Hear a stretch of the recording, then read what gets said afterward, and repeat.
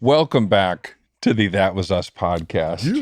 It's a very exciting day. A very special episode. Yes, indeed. We have our shepherds, our guides, the creators of our world, the showrunners of our show. Yes. Elizabeth Berger and Isaac Aptaker with us tonight. ID in the house! Hi, guys. What up, gang? How are you? Well, great. We're happy to be here. We're very happy to be here. It just feels so cozy. It feels so nice. We're so happy to have you. I just found out, as we were finishing the show in 2022, were you pregnant in 2022? Were you just had the baby in 2021? I had my son halfway through season 3. Through season 3? Yeah. Okay, so he's how old again? Now he's 5. He's 5, and then you have a 1-year-old. And a 3-year-old in the middle. That's the one I'm talking about. The 3-year-old is the one that you Yes. at the end of the Yes. at the end of the shoot. Everybody's having babies. I'm getting lapped. I know. That's right. I was like the only person that had babies. Yeah. It was me and Justin, because he had his older daughter or whatnot. Now, this is a question I have for both of you right now. Sure. Because you both have 3, just like Rebecca on the show. Is it an incremental step up from 2, or is it an exponential step up from 2? You have more experience, so I'm gonna. Nothing was harder than 1 to 2. 1 to 2 was the biggest. It was like my son was 21 months old. We had been living through a pandemic. Yeah. We were very isolated. By the time she was born, my daughter, we were running on empty, I would say. Okay. My I get son that. was welcomed into a much more, my 3rd child. He was second son. It's very confusing. He was welcomed into a much more normal world where we had community and friends. And I think that made the biggest difference, but I'm curious what you... Yeah, What's your I mean, take, I'm man? still like in the beginning phase with just a 8-week-old, but it does, you're right. It's, my oldest was born during the pandemic, and Ozzy was born like at the end of our show, or I guess like the end of that year that the show ended. And he was born into a slightly more normal world, and now she is just like... Chilling. It's like, you're right. The community, the camaraderie that you have with like your friends. And I feel like my friends are all having their second kids now. Yeah. Okay. So it's nice to at least like be able to go through that with people. It's huge. You're like, oh, this is what it's supposed to be like. You have a baby, correct. people come visit, you go places, you sit in the park with your friend. Like, we there didn't aren't have masks that for a very long time. That's interesting. So I think, that's hugely different. And was all of this life change where you kept injecting so many children into this TV show? Or do we have Dan to blame for there's that? a new baby in this. What's weird though, like when we started the show, like none of us, like including Dan, had kids. Yeah. So right. we were like, the 3 of us were kind of like doing this thing, like a lot of the writers did, and that was great. But we would be like kind of guessing at what it was like. And now you watch the show, and now like I have a 10-month-old at home. I'm like, oh, like that's what I was writing about. Yeah, like, I nailed it. We did a pretty good job. Yeah. And we were guessing what it was like to be a Be parent. parents. Yeah. Totally. Yeah. Totally. I think we did okay, guys. We did pretty well. I was thinking, and rewatching the show recently, I was like, wow, this is very interesting. We acted this, we wrote this without really doing it. And I think we did pretty good. I was like, this is what it feels like when Solid you... show. Yeah. It's a good show. For everybody who loves This Is Us, you've already met Dan Fogelman on our podcast. Right. But Isaac and Elizabeth are really highly responsible for why you love this show. Yeah. The world that was created. The world that was created. And they were our showrunners. And I could describe it, but I bet you could describe it better for anyone listening who maybe doesn't understand maybe what a showrunner is, including myself. What's a showrunner? What is a showrunner? There you go. What does a showrunner do, and could I do it? Sure. I mean, if you think of like a TV show as a small company with probably 200 people on This Is Us, showrunner's kind of responsible for kind of running the thing and keeping it all moving. And so it's like you're running the writer's room, you're keeping the scripts on track and the stories on track, you're casting, you're overseeing edits, you're hiring people, you're sort of just keeping everything going, answering to the studio and network every day. Just kind of keeping the machine afloat. How big was the staff for This Is Us, the writers? It was a pretty healthy staff. What were we, like 15? By the end, it was, It was big. Yeah. Maybe it would vary, but I think we were always at least 12 to 15, I would say. yeah. Wow. And so the overarching story of the show gets broken as a group, discussed as a group, and then... You mean like each season? Yeah. That's right. Each season. Yes. And then individual episodes get assigned to individual writers or teams of writers. That is totally accurate. I mean, what was amazing about what Dan did is we had our pilot. Dan came in and he had pretty much had the idea for episodes 2 and 3, which was so nice. In his head, which was incredible. But then what we all did very early on those first weeks is we sort of mapped out big picture, the giant moves of the series. I mean, we started with season 1, and then we were all so lucky, as you guys know, we got our pickup pretty early for the next 2 seasons. And then we were doing so well that we kind of knew sort of big picture what the whole series looked like and how long it was going to be. Oh, wow. So those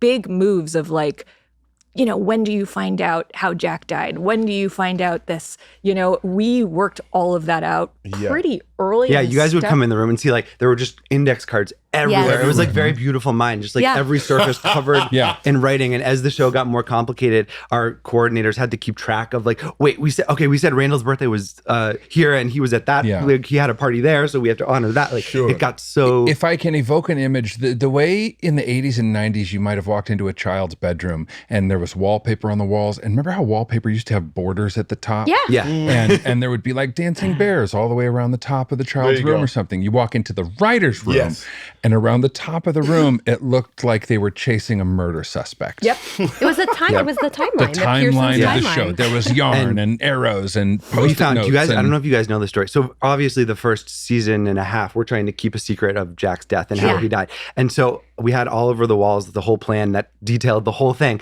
And we found out that on the weekends, the Paramount studio tour, they would bring tourists in and they would be like, and this is Us writer's room. You can peek in the blinds. And who knows how many people every weekend we had been so proud of ourselves. We had no idea that this was happening. And someone told us. So then we came up with the code names for everything and we called Jack's death Lemonade. And it was like this whole thing of like protecting from the tourists who would. Because people were like taking pictures? They would come just peer into our offices and the whole thing was just written out in bold dry erase marker. I can't. For them. But we still did pretty well. No one did it. Yeah, it worked. Never a slip. We had never had secrets leaked. I remember at one Paley Fest, somebody was asking like what they thought how he expired. And people were pitching out all kinds of random theories and things that some were kind of crazy. And then if somebody said like house fire, we're like, oh, that's a good one. You know what I'm saying? And you couldn't like betray anything. Next question. So, okay, in terms of running it and the process with this show as opposed to other ones, because you guys have run a few other things as well. What's the synchronicity of how do you work with Dan as opposed to other shows that you run? Interesting. Well, Dan's the most closely we've ever worked with a third. And I think it was with a third. He's the third. He's the third in the front line. We were so lucky. I mean, I think it can be a hard relationship, the sort of creator and then showrunners who work alongside that person relationship. We get along so well, and we already knew each other by the time we took the job. How many years? We had already worked together on multiple shows, and we met Dan right when we moved to LA and started writing. Yeah, can you tell us a little bit of like how did you meet Dan and how did you guys get started? How did you become a team too? Sure. Yeah. Origin stories. You can say how we became a team. Sure, I can. We met in college. It was a long time. We met at NYU. We went to Tisch together, and we were dramatic writing majors. And we met there, and we became friends there. And then we moved to LA at the same time, sort of with the intention of becoming writing partners professionally. Oh, wow. We got signed, and we shared a manager with this Dan Fogelman character. Oh, interesting. And we wrote a screenplay. And while Dan was shooting Crazy Stupid Love, which he had written. With John and Glenn, who did This Is Us. John and Glenn, who did This Is Us. Our manager slipped him the script that we had written, and Dan was, so the story goes, just sort of on set of Crazy Stupid Love, sort of giggling at our script, being like, who are these young whippersnappers? I'd like to meet them one day. And then when he came back to LA. Well, we were supposed to go to set, but it turned out it was the night that Gosling was doing all his like shirtless stuff and sex stuff with Emma Stone. And they were like, maybe this isn't the best time to bring two young writers to work. So then we met Dan we met Dan. We worked with him on a sitcom he did called The Neighbors. We did another show with him called Grandfathered, this Stamos show. Yeah. And that was what we were working on when he was shooting the pilot with you guys. So we weren't at all involved officially in the pilot, but I remember as he does, he would like call us into his office office and be like, hey guys, like watch this tape. Like I found this guy. He's mostly been on daytime soaps, but I think he's like an Emmy caliber actor. And we like, that was Hartley. Like, and so we sort of saw this thing come together. And then once the show got greenlit, we were under an overall at 20th, who was our studio. And Dan called us and said, I have 2 shows. If you want to go on either one, it's this or pitch the baseball show. And we are not sports people, although you do like baseball. But so it was should not run it. It was not a hard decision. No, it wasn't. And I printed it for him. Well, Kev was doing pitch, wasn't he? Yes. Yeah. And then he came over after. Yeah. But I printed it out eventually for Dan, but he wrote us an email that was like, I think I have a role for you guys on this This Is Us one, but like you have to like promise me that you're going to take it seriously. I mean, what? I know, it's very Dan, but I wrote back to him and at the time I was very earnest. And I was just like, I promise you, we're going to take this so seriously. I was so nervous. And then we started doing that. But yes, to your question, like we worked so closely with Dan. Okay. Every day was sort of, whether it was always dividing and conquering, but our favorite place I think to be was in the writer's room with him, just slowly hashing things out. Yeah. But it was just nonstop, the 3 of us huddled and figuring it out. I'm curious too, when you're talking about breaking story and then giving specific writers or writing teams like particular episodes, how is that decided upon? Oh, that's good. Very good question. Yeah. It depends. I mean, sometimes someone will have a real connection to the theme of a story. It'll have come from their life, or they really, really like feel like they have a handle on it, and that's always great. Sometimes it's just kind of you're going down, like early in the season, you're often just going down the list. And sort of going from usually you're an order of seniority. You're writing the pool. You're writing, I mean, Dan was really smart. Some writers' rooms are very like, it's all about the hierarchy and who has the most experience. Yeah. I think what Dan did so well was that he recognized that you could be the youngest, newest writer in a room, but you could also be really brilliant and have a take on something. And he was not the type to just be like, well, this is the co-executive producer and they're going to go. He really tried to match writers with what felt right for them. Yeah. And that I think you can kind of feel in the writing of the show that someone who is connecting really authentically is in charge of writing that episode. Did you guys ever did anyone have to fight it out for specific things? Like, no, I really want to write the car episode and I really want to. Yes, was there any? Definitely. Because there are ideas like the car or like certain things where people were like, oh man, that would be a really special one. Mm-hmm. But we also the bar was very high for every episode. So everything kind of had that special to it. By name, who was the most violent? Just kidding. I do have a question about being co-showrunners. This is not typical, right?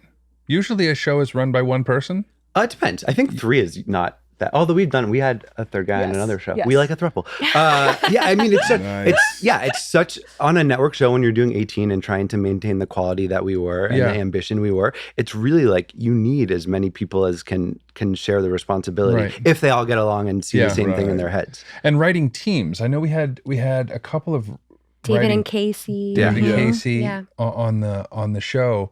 But again, another kind of more of an aberration than the norm in our industry. How do you make that marriage work?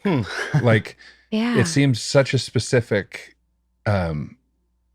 dynamic. Or maybe you don't. You can tell us all about it. No, I mean, we just, it's been so easy. We've been so lucky. It's the same thing as us and Dan. We just have a real shared sensibility. We find the same things funny. We have the sort of same invisible line for when things go from too sentimental to treacly to all that. From Jump Street, from college? Yeah. I mean, I think you have to be very lucky. It's not, I mean, it's a relationship that I would say, I mean, we say all the time, we spend probably more time together than we do with our families, our spouses, our children.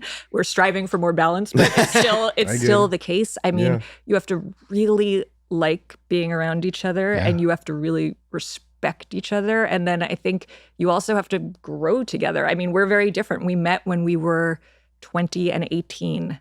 I'm not going to tell you who's older. You did with your hand. But if you're watching on YouTube, you are watching this, you will see. Don't forget to like and subscribe. For the listeners, it's her. But yeah, you have to adjust. Like you have to realize that your schedules aren't going to be the same as when you were 25 years old and you could work and pull all-nighters. You have to adjust for children and relationships. And we've been really lucky that we've been able to, to do that together. I mean, your lives must be intertwined. Are your partners also friends? I mean, I mean, it's like we do.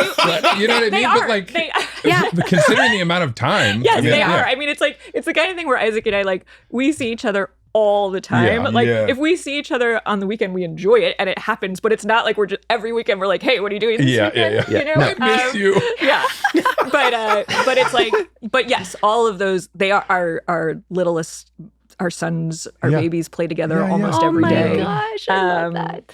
We're not there, but it's we're working. But they send us video. We see it looks very cute. It looks beautiful. Seems like they are doing well. Not to jump too far ahead, but what is a big takeaway from the show? Like, what surprised you that you guys came away with learning? Because I imagine, for all of us, this was quite a ride, right? And it's hard to sort of imagine what a journey this was going to be. And you guys always had to be 20 steps ahead of all of us, especially as performers. What did you take away, or what are you patting yourselves on the back now, 2 years removed? Wow, we accomplished that. We did that. And I'm going to take that with me to the next job. I mean, I wonder if it's similar for you guys, but I think the level to which it resonated and how much it meant to people, no, we couldn't prepare for that. That was so shocking. I mean, I say this to Isaac, but when people that don't know me meet me and say, what do you do?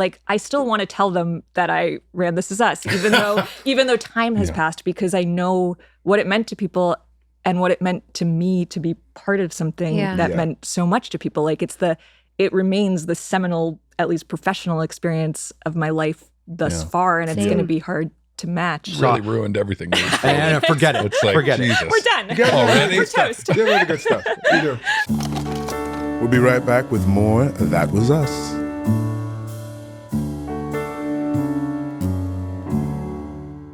Life can pull us in so many directions, kinda like our characters on This Is Us. And when things get hectic, finding time for yourself isn't always easy. That's why we love Peloton. Peloton has the convenient and varied instruction we all need to stay on track. You can find whatever you're looking for. If I want to focus on upper body, there's upper body workouts. There's glutes and legs workouts. There's core workouts, right? You got boot camps. You have runs. You have hikes, biking. Whatever it is there. Whether you're into Pilates, boxing, marathon prep, or just need a good stretch or meditation sesh, Peloton has a class for you. They've got something for every vibe, every goal, and all three of us look for different things in a workout, but we can always find it on Peloton. Some days, I want to challenge myself with a tough boot camp.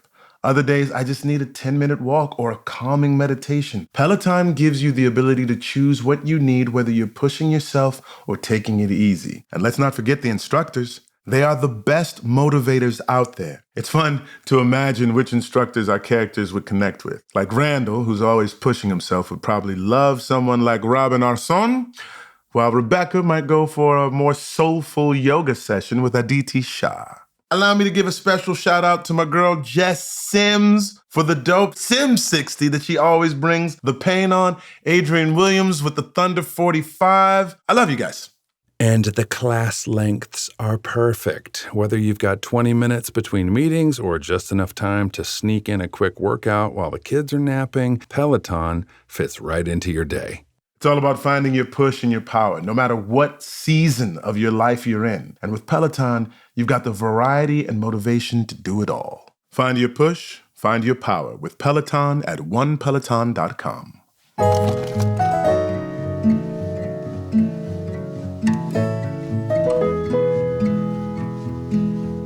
I think that seeing the power of the specific, the little human memories that someone would share in the writer's room, and how that would connect with so many people, and how if you put these stories that might seem too small for TV out there, you get people seeing themselves in it and reflecting people's lives back at them. I think is so much of what TV is designed for. If movies are supposed to be grand and world building, like seeing little moments of humanity where you recognize yourself in characters is what TV does best. And if you can do that on a really high level, like it means something to an audience. To that point, we've talked to our audience about why we think people related to the show, and the show is so specific and it is so wide reaching, and there were 1,000 ways into it. And part of the theory is that like this was not just people making up storylines. This was a room of writers bringing their lives and combining them into all of these stories. Is there, if you're willing to break the anonymity, is there a certain storyline or a certain character or a certain This Is Us event that was your maybe personal contribution that you were happy to see brought to life? If you're willing to break writer's room protocol anonymity. Sure. I mean, just personally, I mean, anxiety is something that I've dealt with. I've seen other people very close to me deal with, and it's something that I talked about freely in those beginning weeks of the show, and something that sort of went into Randall's character in a huge way.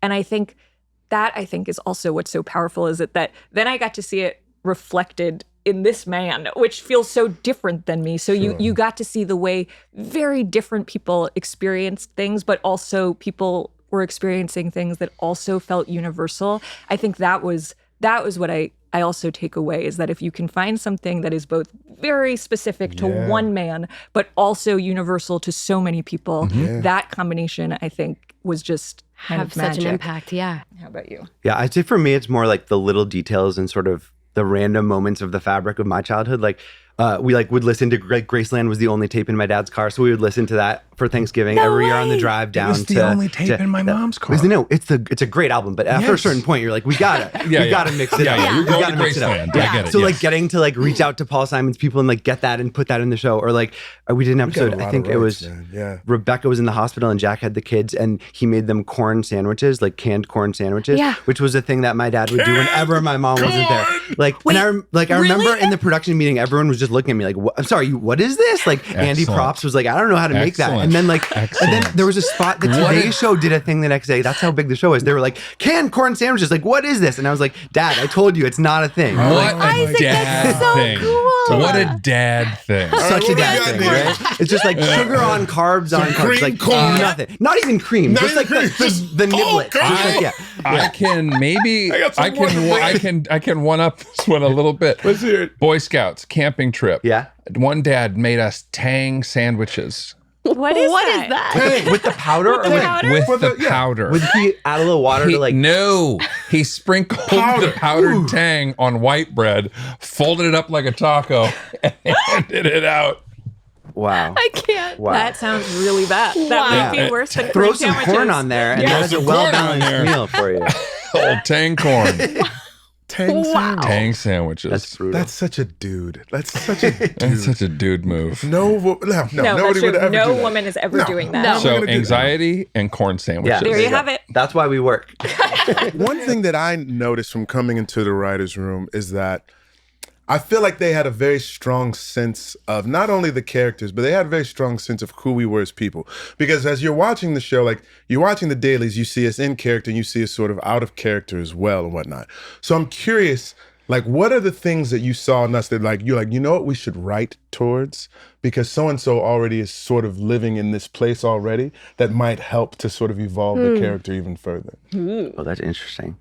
That's a hard question. I'm trying to think about that. I mean, you guys were so good. I think what we just started realizing was the range of everyone, was that everyone could be super funny, but then could go to these very quiet places. Everyone could do everything. And I think that was so exciting to realize. I mean, I remember when we were just sort of like, is this going to work? Mandy's going to wear old age makeup? How is this going to go? That was such a day. The day we decided to try that. Mystery. And then we were like, paper, it sounds like not a good idea. Brilliant at this. Like, and then that opens up an entire world.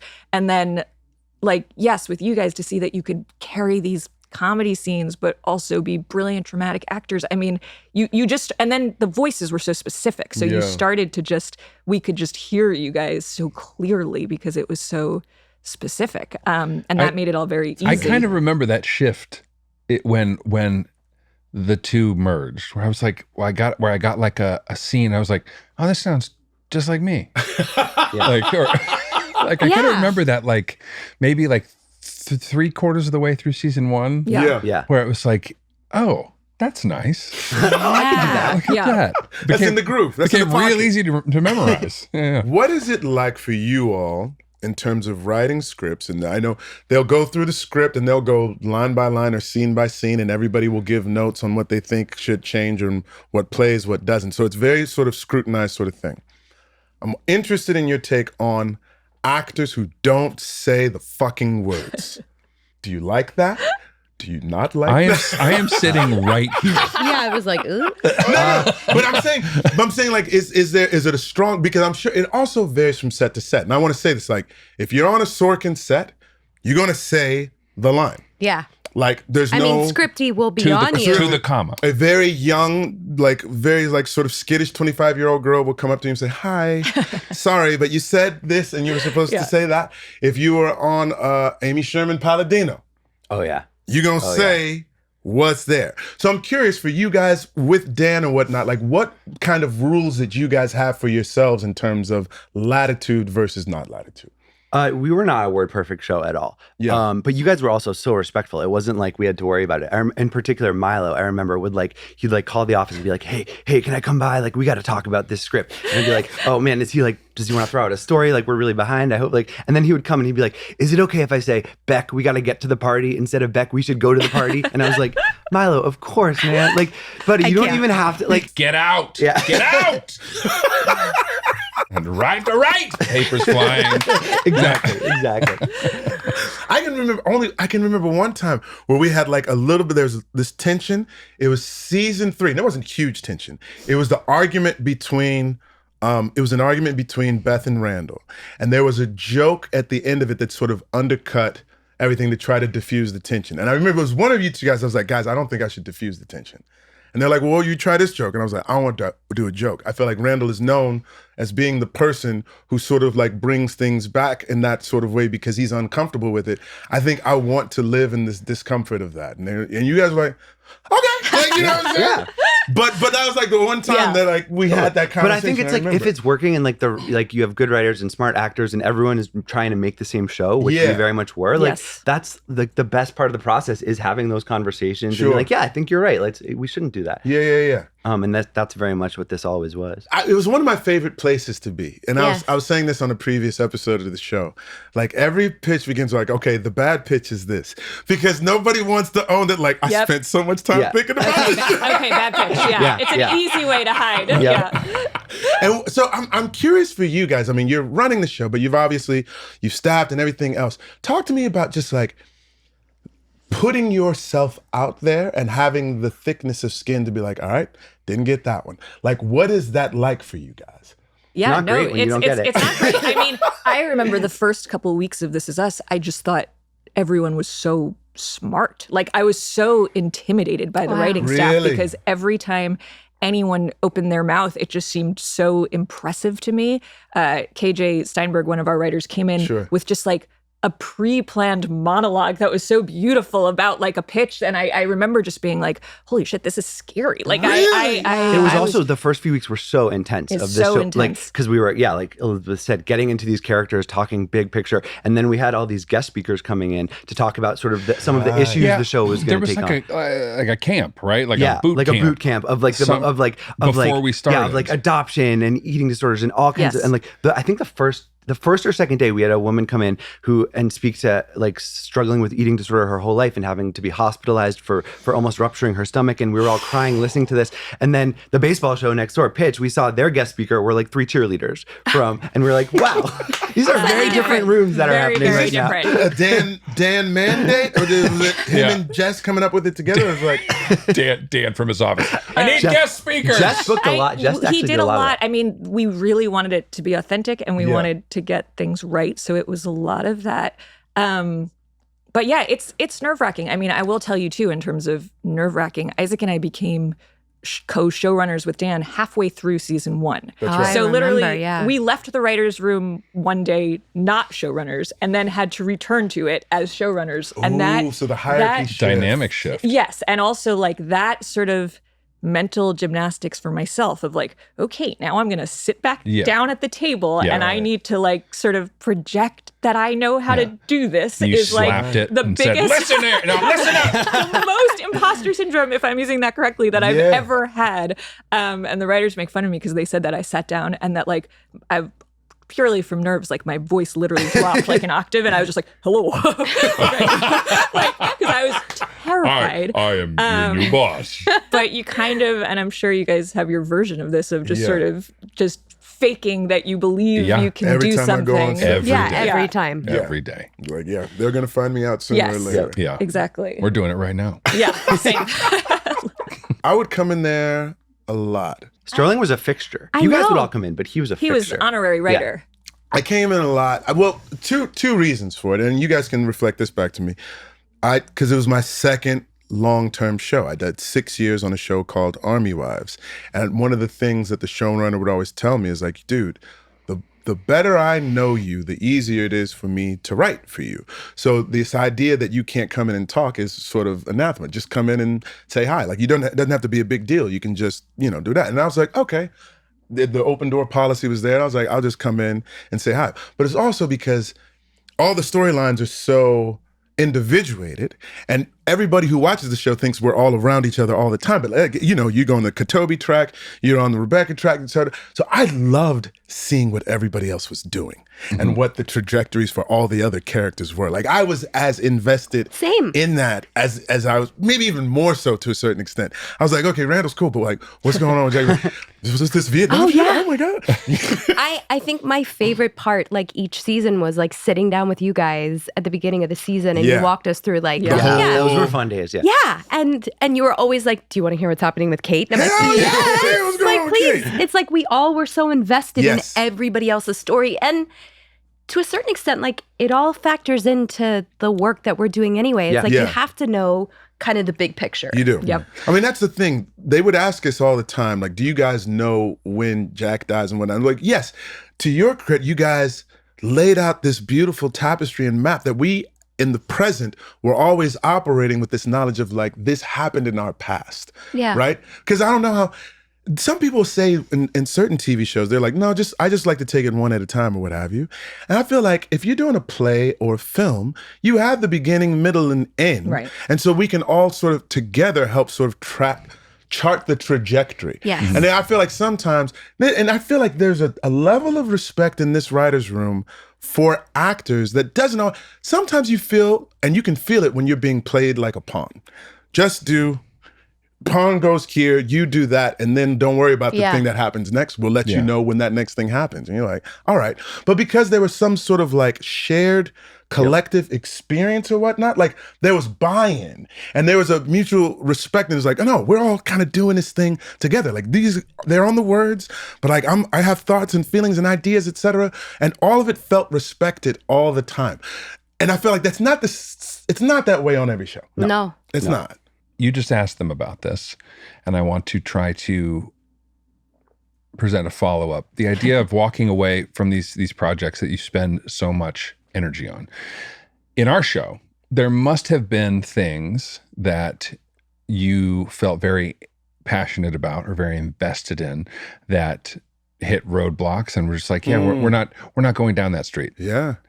What were those? Come with it, Chris. Come with it. What were those? Because I know that in my mind, there's these parallel universes of what could have been. Yeah. And you can kind of see glimpses down these roads for these stories. And it's like, oh, no, they're not going there. They're going down over here. Sure. But I'm wondering if there was anything that you guys maybe didn't get to explore that you had really mapped out, to. but like there wasn't time, or even just what happened in season 5 with regards to the world. Did that like completely shift where tell us that, because people are very interested in that.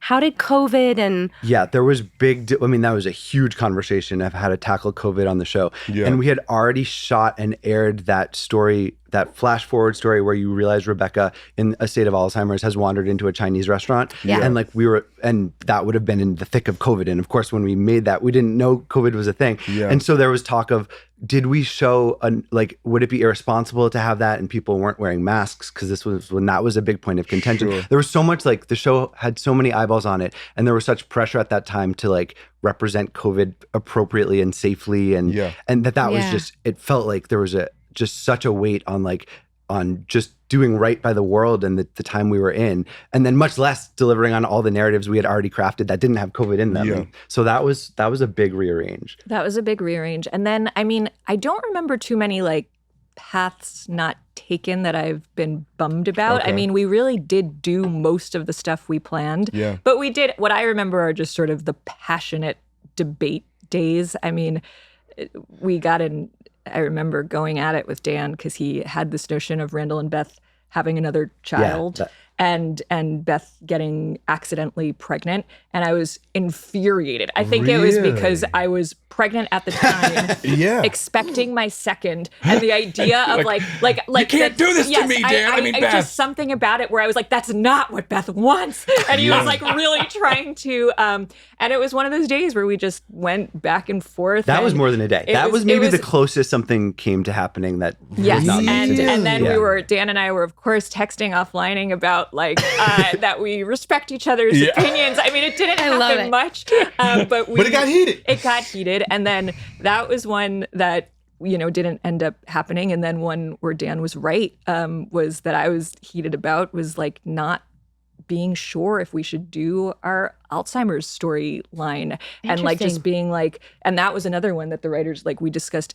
endlessly, and I was like, it's too sad, and our audience has been through enough, so much, and I don't know. I think that it might be too much, and he was right. He said it's going to connect with so many people. We're going to handle it beautifully.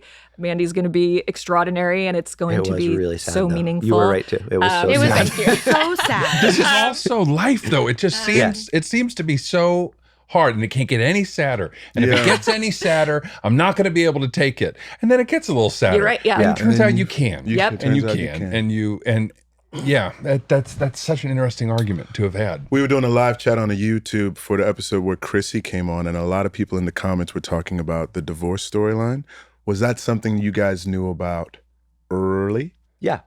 Yeah, that was one. And again, some of these about early, but you're still, as you approach it, you're like, are we really going to go this way? That's when I came into the writer's room. I'm like, listen, we got to end this. I got an idea for a storyline. How about zip it? I'm out of here. More That Was Us after these words from our sponsors.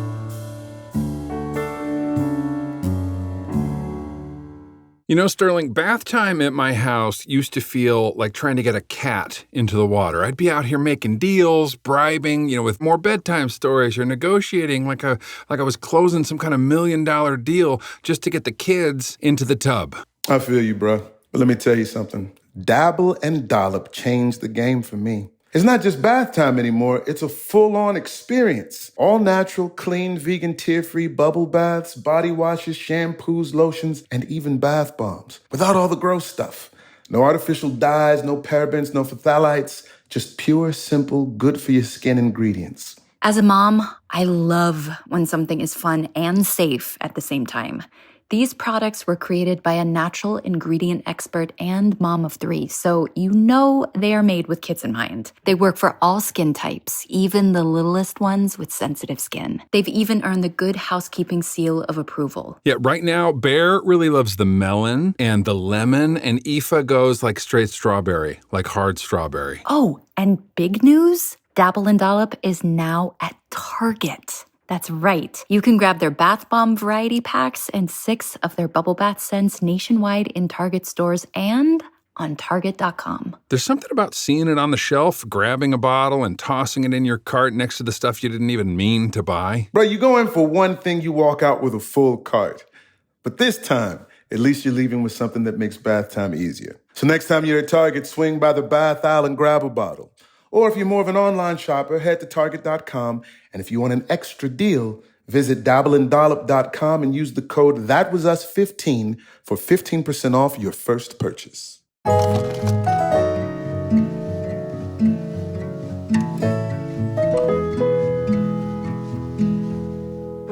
Chris is saying, it's like we wanted to show that it can get really sad and unexpected and it can still be okay. Like, and that is such a reality for so many people, that you fall in love and you get married and you think it's going to work and you can't imagine it's not going to work, and it doesn't work, and it's devastating, and then life goes on. But yeah, that was one that was sort of part of the fabric pretty early. Okay. Did you guys always know how Jack passed away? Was that something that like Dan came to the table with? Is it something you guys decided in the room together? The fire and the smoke inhalation was, Dan came in with that. And then the details of all of that, we cracked together. The slow cooker was slow cooker. A later entry. He knew. Yeah. He knew. Some people try to use the name brand. Yeah. Slow cooker. No. We got media trained on that. Yes, very we did. early We on. did. There were a few snafus. I believe Ellen DeGeneres was involved in one, and we got scolded. We learned, lived and learned. Because even there was a stock plummet. There was. Let's not talk about it. Okay. Or else they're going to come We for all the signed a podcast. thing. We can't talk. Yeah. Okay. I got it. That was us podcast suddenly canceled. Abruptly taken off the air. Thought about something. Well, let me ask you guys this, because Dan always knew he had 6 seasons, right? And he never really wavered on that. Like, do you feel like he wavered on that ever? No, because NBC was like, they gave us that. Like, we really could craft this thing like a novel or a movie. Yeah. Do you think he might waver on it now? Is there any chance that maybe he might waver we're gonna on do it? This Is Us Babies. It's gonna be animated, so you guys all have I'll voice. do it. I'll take it. I'll do it. I'll do it. I like that. It wasn't easy. I mean, we definitely, like, everyone loved the show, but we also just kept coming back to but it feels right, and it really feels like we've told the story now so completely. And the aging kids, it made it so, like, you can only tell those flashbacks for so long. There was a finite quality. Like, that's why we had to shoot stuff early. It was like fleeting. You gotta grab it. I guess my question is now, because the landscape of media is ever evolving and ever changing, a show like ours on network television, and I mean this in the most, do you feel like it will happen again? Or do you feel like everything has moved to streamers or what have you? Or like, is there space for a serialized drama that's not a procedural to succeed right now, given just the strike that's just transpired, and just like how, look, our show is what it is, but like, it's not like, well, I won't say that. People do rewatch it on Netflix. I can feel you and stuff. hoping as you're asking the But question. mostly the things that do successful are the ones that, like, you can jump in and jump out. Yeah. You can't jump in and jump out of This Is Us. You're kind of confused by it. So I'm curious from you guys who are creating actively, like, is there even like a push or a pull from the industry to get another one of these? Or is it like, no, we're doing different stuff now? Oh yeah, 100%. I think it's just the trick of This Is Us is that it took, again, these like very relatable human moments and sort of presented them almost in the framework of like a thriller or a Lost type show, where there was something so propulsive and there's mystery, and you're like, I have to know, I have to fill in the blanks as I watch. And I think that you need that level of noisy in order for it to cut through, because there's just so much out there. I don't think the quiet version of the family drama right now could necessarily find this audience. So it's about like whoever can crack the kind of the next version that doesn't feel derivative, but that has some type of engine like that. To that end, so the propulsion part, which we were talking about this before, like everybody's sort of like, what happened to Jack? How did it happen? And we're like guys, there's all this kind of story going on. And they're like, yeah, but what happened to Jack? Then we solve that. Then we introduce Nikki. I kind of feel like that's the sort of next engine. Like, he got a brother? Who's this brother? Where's he been? How did it? We didn't really, did we have that for the last 2 seasons? Or when, like, once Nikki is introduced, like, what would you say was that sort of propulsive part that was the above the just drama of the family? I think it became those flash forwards to that future house and like older Rebecca and who's with who then? How does everyone wind up in this space? Yeah, so it kind of flipped from the propulsion was in the past and filling in those blanks, and then it became the future. Very lost. Very lost. It's very lost. I was very glad that you had Toby arrive early. Everyone's like, where am I? Oh, that's true. Because people would be showing up to the house. And they're like, where's Kate? Why is Kate They not were with Toby? wondering if Beth and Randall were together. Yeah, everything. Right? Then you were there without Kate. And and they would pick it apart. They'd be like, Sterling's hand was behind his back. Was he not wearing the ring? Did he lose his hand in an accident? Like what? Like, did he lose his hand in an accident? Yep. Working on that building? Let me tell you, the introduction of older Randall, my wife would destroy me. over, and she's like, "Did you just let it all go, bro?" Like, do you remember we had to take it down? We slowly had to. Yeah, I remember old Randall got to glow up. Old Randall was like this. He had a whole and John and Glenn did 214, and they're like, "Look, we just need to make sure that he doesn't look like he does in the present. We have to make it as big of a thing as possible, so when people see it, they know that like it's a different time period, right?" And I was like, "Yeah, but Randall's the dude who talks about running marathons and all this stuff." So it was a process. It was a whole face prosthetic that became like pieces. Yeah. Like small pieces. Wait, can we also talk about how much Justin hated it? Everyone was cool about it, and Justin's like, "I don't want to look like that. I don't think I want to look like that. I would never look like that." I kind of felt similar to Justin. I kind of believe that you the both of you will not look like that. He had like a few gray hairs. Yeah, and he was like, "What is this?" You're like covered head to toe in stretch and stipple or whatever the glue is called, and he has like a little spray on gray. And a goatee. He's like, "Nope, hate it." Anytime Justin, he wore a goatee in the past once for Chrissy's wedding, for Kate's wedding or Randall's wedding, he had a goatee, and anytime he put on the goatee, this was like the whole time he'd just be like touching his face and just like hated it. Miserable. And it was really the anger that aged him. Probably. Yeah. We take that part for granted in terms of like we're just trying to deal with like the relationships that are happening in front of us or whatnot. Sure. But that anticipation that the audience also had for like what, because you give them such huge twists from the jump. The fact that we're all living at two different timelines from the pilot.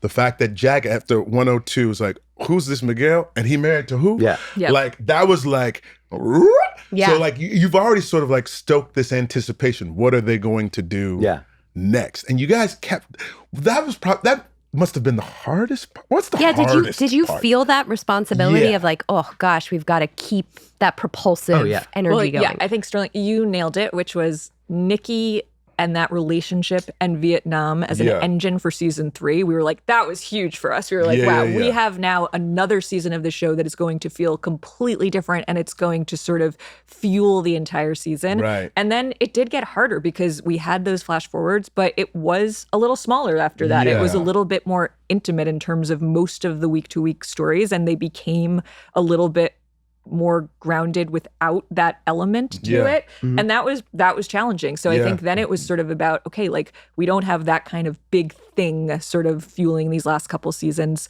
So how do we just tell really great human stories with still those little... And I think like the audience was along for the ride, and they really, we talk about this all the time, like they very much trusted us and trusted you guys. Like, we're going to take care of you.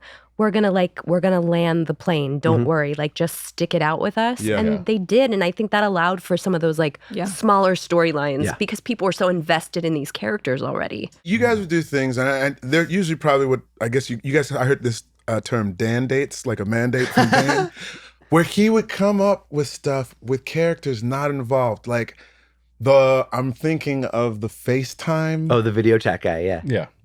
And I was like, damn, is this going to work? Like, every once in a while, I would ask, like, is this going to play? And then I was like, I'd watch it. I'm like, you mother effer. It just gut you. He had the whole one with, like, the Immaculate Reception. Do you guys know Franco Harris? Yeah. No. He played for the Pittsburgh Steelers, and we follow him at the beginning of the episode or whatnot. Right. Yeah. And I was like, why are we showing Franco? And then it comes at the end. I was like, how do you do that? Yeah. My hair looks terrible. Put this back on right here. What did you guys ever question when he would come up with those things that were sort of hung around characters outside of the Pearsons? Did you question it, or you're like, no, he's going to do it? Like, I'm curious from your perspective. I think, what's the one we opened, season 4? With where we meet Cassidy? Where we sort of follow a whole new episode where the entire audience is like, who is this? Right. Why is this? That was a lot of conversation. That was one where we were all just, and even Dan, like we would just be like, I don't know. Like, let's see that what episode happens. has none of us in it, right? And people have been waiting. This is like broadcast TV, so now you binge it. But people were waiting from like May till September to like see their favorite Pearsons again. And you're settling in with the family on Tuesday night, and it's like, huh? I think we're in a war zone. Was that one of the episodes that we watched at Dan's house? Yes. we all got together at Dan's house and we were all in that room watching. And I know Dan was sitting like near me on Twitter. You're like, the whole time. do people know what show this is? Yeah. People were just like, what is this? Yeah. Who is this? Where's Toby? What is happening?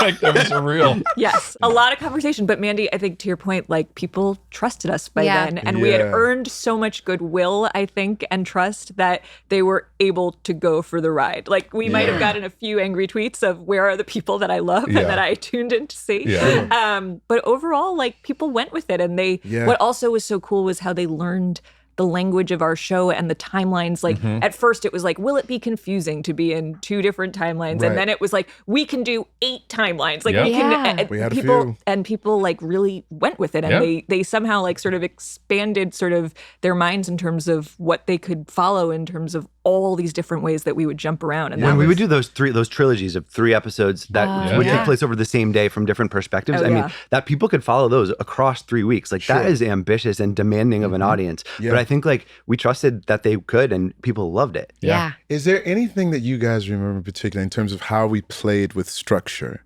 that particularly excited you? I mean, I guess, instead of just following the traditional storylines, like what episodes pop out to you writing wise that were like very exciting to play with? The Kate and Toby divorce episode, which is fully backwards, was very, very tricky. And some just like an intense episode to begin with because of the themes and the scenes, but then also to figure out how to hold the audience's hand backwards, enough. But there were 2 storylines that crossed in the middle. That was the hardest thing we've ever done. With her, with her and her new... fully backwards and also but in terms of a Dan date that I've just learned this term, like where he was like, and then they're gonna meet in the middle. And we were like, don't know what that means, but we're gonna go write it. Okay. Sounds great, boss. But, and then I remember we showed him the first cut and he was like, guys, this is kind of confusing. And we were like, yeah, we know. Dan, everyone says, got it, Dan, good. The door closes, you all look at each other. Don't worry, we're going to get it there, but we know. What is this? Meet in the middle. What is in the middle? Yeah, it was, that was wild. And then those trilogies were just like on production for you guys, everybody, just so ambitious because like we'd have 3 directors doing an episode and you would cross through one room and then someone else would be there and we'd follow them. And except Ken did the first batch himself. He did the almost first died. Yeah. And he almost died. Yeah, which is why we couldn't do it again. Yeah, correct. I just remember like viscerally him on set just like this. I know. I mean, that was him all the time Just anyway. rocking. Roxy would be rubbing his back and he'd just be rocking. Yeah. We were just watching those right now. Just finishing, I'm just going to shout out real quick, like friggin' Justin Hartley's the dog. I know. Yeah. We talk about number 1 is like top 3 episodes of the whole series. So good.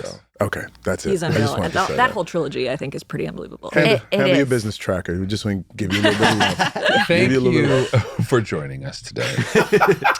Will you come back and talk to us about 215 just for a quick second? We would love to. But maybe right now you could tell folks what you're up to. If there's anything we should look out for. We're going, departing soon to go make a original musical comedy movie starring our favorite brotherly rock band, the Jonas Brothers. That's kind of like their version of A Hard Day's Night. We've always wanted to write a musical. What? Is that what you thought? Yeah. Amazing. Not what I thought you We're were in the try new things phase of our career. We've always wanted to do a musical. No, it's really fun. We're working with Justin Tranter, who's an unbelievable pop songwriter, and he's amazing. We're working with Jessica director Yu Jessica is Yu, directing it. who did a bunch of This Is Us for us and Quiz Lady. So it's a lot of really talented people, and it is something completely different for us. So we're off to Europe and Canada soon. It's them getting home to their families for Christmas from London, and they go to Amsterdam, Germany, like all these places. Amazing. Sing a lot of songs. So cool. Fantastic. That's dope. It's very fun. This is a movie. This is a movie. Incredible. So like for next holiday season, sort of? It's the 20th anniversary of them as a band. It'll be next Christmas 25. Yeah. Wow. Yeah. Where can we find it? Disney Plus, maybe Hulu. Definitely Disney Plus. Yep. Yeah. I guess Hulu's on Disney Plus. Yeah. That's right. It's all one family. You do have to cancel one and then bundle. You have to buy the bundle to get the correct. Yeah.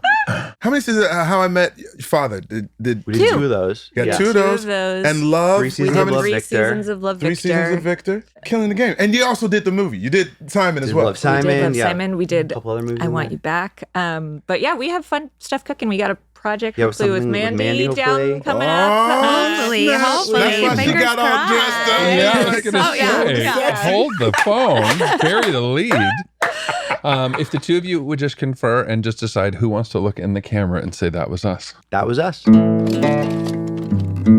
Hey everybody, welcome back to another installation of the Retread segment. The Retread is brought to you by Peloton. Find your push, find your power with Peloton. In this episode, we talked to Isaac Aptaker and Elizabeth Berger, which ironically enough, I was just in Toronto sitting at a booth with Michael Angarano, another This Is Us castmate, and these two walked into the same diner that we were eating in. Nuts.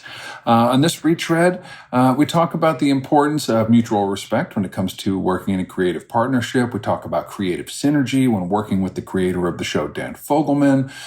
We talk about how they felt when actors deviated from the script, which I can be guilty of sometimes. But it was an all around incredible conversation. We can't wait to have them back and talk to them again. And that is the end of our retread. All right, we'll see you next week with another episode of That Was Us. Bye-bye, everybody. That Was Us is filmed at Rabbit Grin Studios and produced by Rabbit Grin Productions. Music by Taylor Goldsmith and Griffin Goldsmith. Da-da-da-dum. Da-da-dum. That was us.